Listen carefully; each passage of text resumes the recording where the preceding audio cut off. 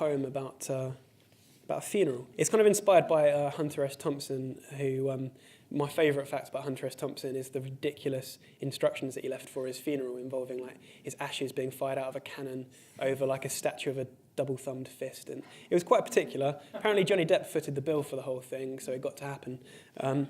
Anyway, I got thinking what would be my my fantasy funeral.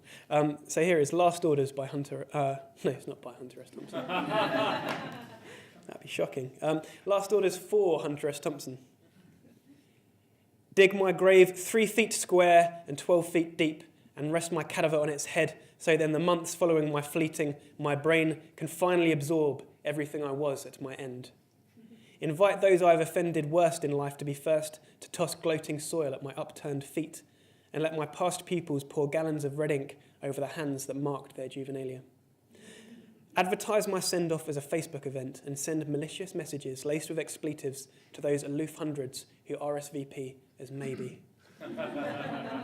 Sit my ex-girlfriends together in a row and let them all, even that one, get on famously before eventually arguing over which of them is being snidely swiped at in this poem.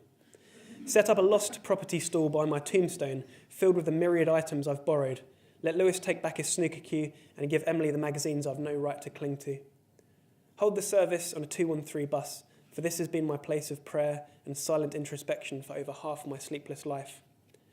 Arrange for no music, but provide a stereo and invite my hipster friends to make mix CDs. Watch them fight over which obscure B-side will best provide the funeral frisson. Finally, mould my grip around my wife, twist my hard arms around her waist, and let the suitors queue up to try to prize her from my cold, dead hands.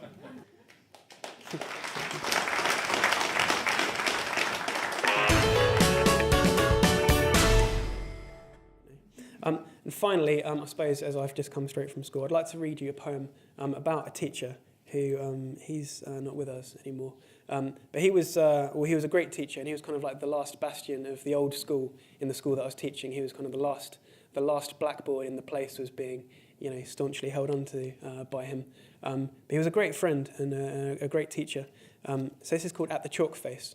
Teachers used to describe their craft as being at the chalk face. At the chalk face.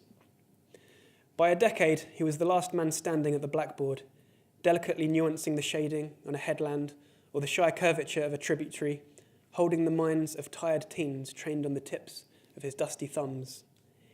He was at home with thighs stood strong against the rush of the Usk, taking muddy measurements of the bed's depth or controlling the clustering of kids with clipboards across Monmouth High Street. He'd stand over the eroding arch of Durdle Door, explaining the land's battle with abrasion and attrition, extolling our fortune at seeing it in arch before its fall to stack or stump.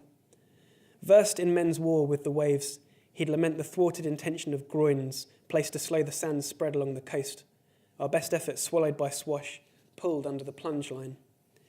His arms raised and spread, dancing the drama of convection currents, his fingers clamped as teeth to give a visual for a cow hoof compacting the soil about the gate. He'd mastered the art of the tack, was at one with a topper, sailing solo in circles around us as we faltered with jibs and slack sheets flapping. He was always the wind's favourite. He was my mother's finest example of friendship, a welcome addition to Christmas dinner, always careful not to exhaust a welcome that could never be outworn. He'd skin a fish with the best of them and took pride in sharing everything, all he caught in the water and raised from the ground. He was so much of what makes a home of a place. He wrote all his words in chalk, but they will never be erased.